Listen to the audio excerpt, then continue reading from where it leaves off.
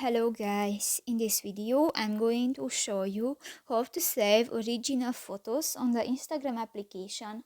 But first of all, I just want to mention, please don't forget to subscribe to our channel because at 100,000 subscribers we are going to show you our YouTube revenue statistics and growth strategy how to make money online.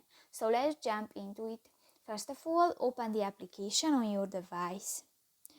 Go to the profile section at the bottom of the screen and click to the three lines at the upper right corner of the page. Click to the settings and privacy option, and in the your app and media section go to the first option, the archiving and downloading. Here you can find the save original photos option, and if you want to enable, just click to the next white circle and done. So that's pretty much it for this video guys. See you in the next one. Bye bye.